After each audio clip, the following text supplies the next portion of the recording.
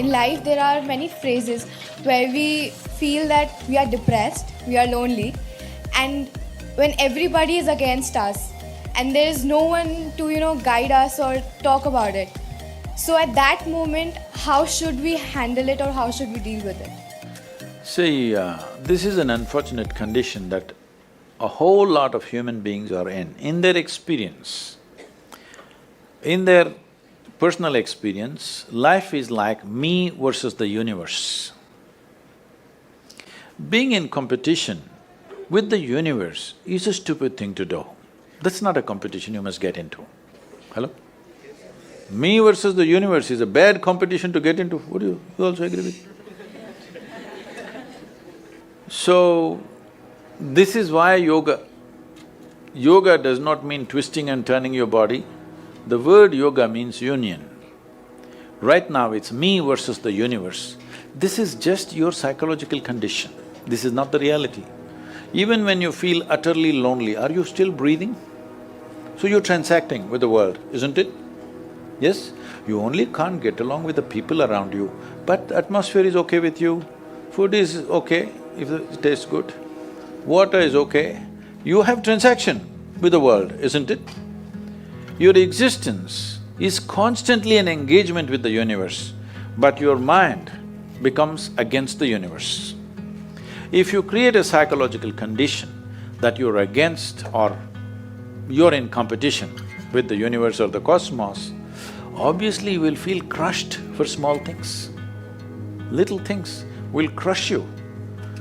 When I say little things, maybe you failed your examination, maybe you got thrown out of this university, maybe you got fired from a job, maybe somebody ditched you, maybe something else like this happened.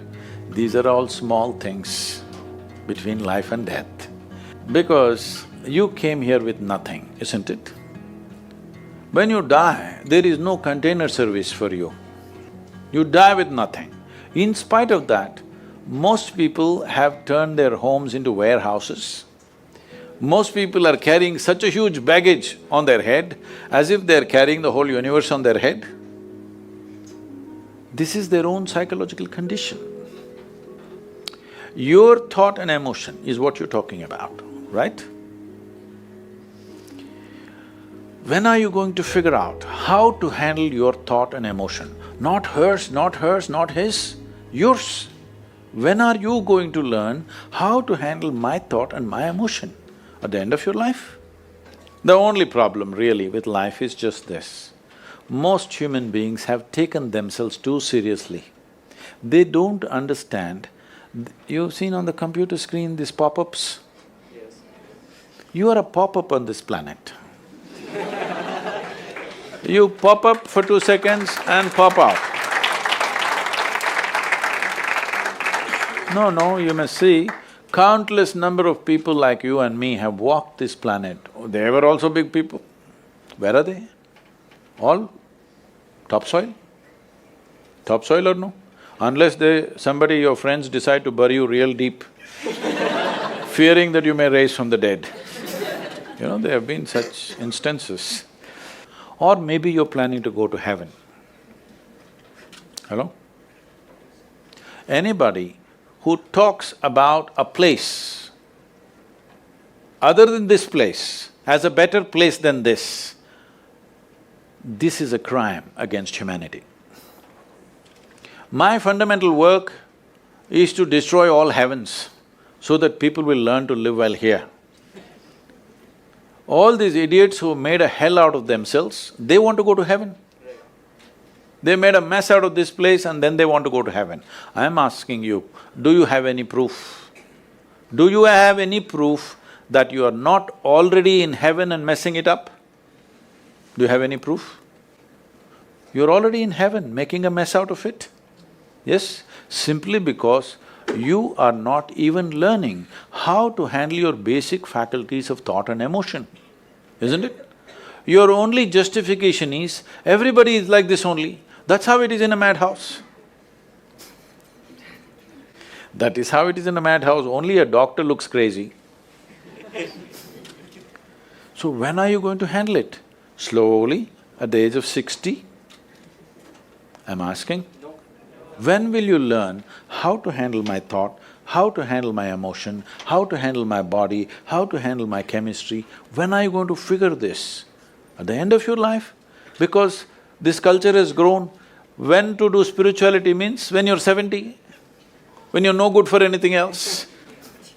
No, at the earliest possible time, whatever is most profound about you, not about heavens, about this life, everything that you need to know, you must know soonest, isn't it? Only then you will live a sensible life. Okay, if I tell you a joke, you won't get offended. Because this is the most serious crowd I've ever seen in the last few years. How many of them are journalism? Most of them? Okay.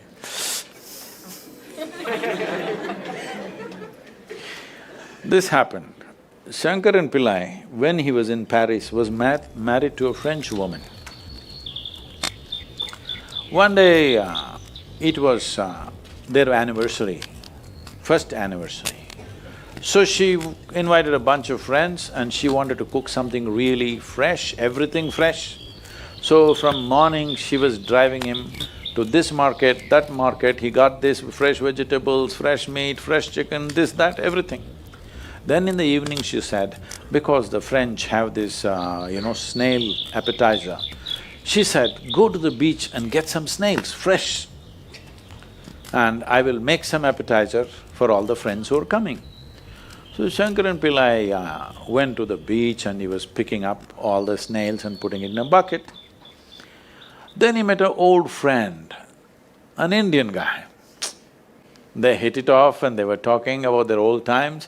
He just forgot that he's married. You know, when you meet old friends, it happens. And both of them went to a bar and they had a few drinks and he just forgot. Then he realized, when the snails were just climbing out and one snail fell out of the bucket, he realized, oh my God, I'm supposed to take these snails, my wife, French wife, she's waiting.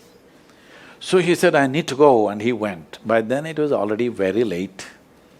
He went, he knew it's not going to be pleasant.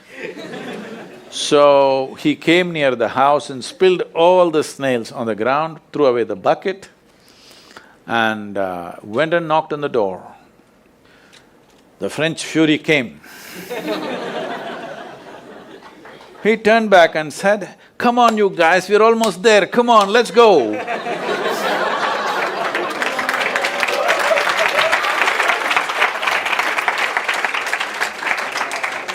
So, when are you going to pick your snails and put them in the bucket and fix them? Huh? Your problems, you must fix them, isn't it? These are not problems.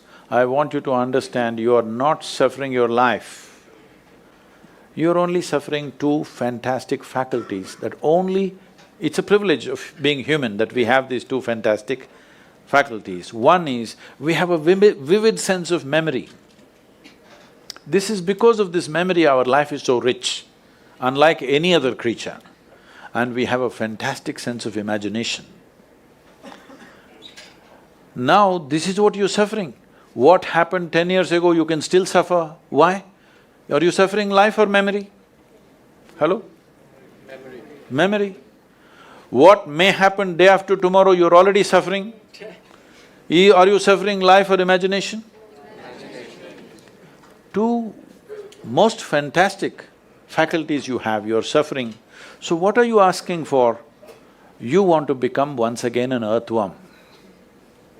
An earthworm is a very eco-friendly creature, I have nothing against it. But it took millions of years of evolution to get you this size of brain, and now you're suffering it. If we take away half your brain, of course you will sit there without any anxiety, without any suffering, peacefully. What we need is, we need to remove your brain, because you're suffering your own intelligence. Yes or no? Yes.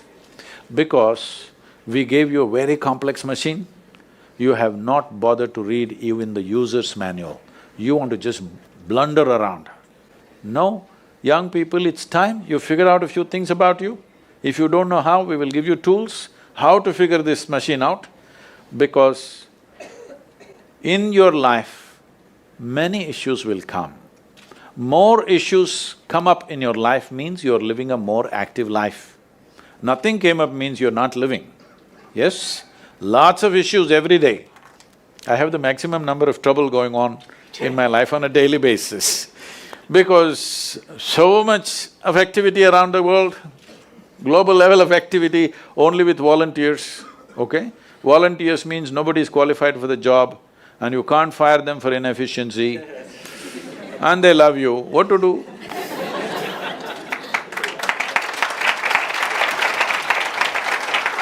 This one thing you must fix, that is, in your life, you are not the issue, okay? Whatever the issue, we'll do our best, but this should not be the issue.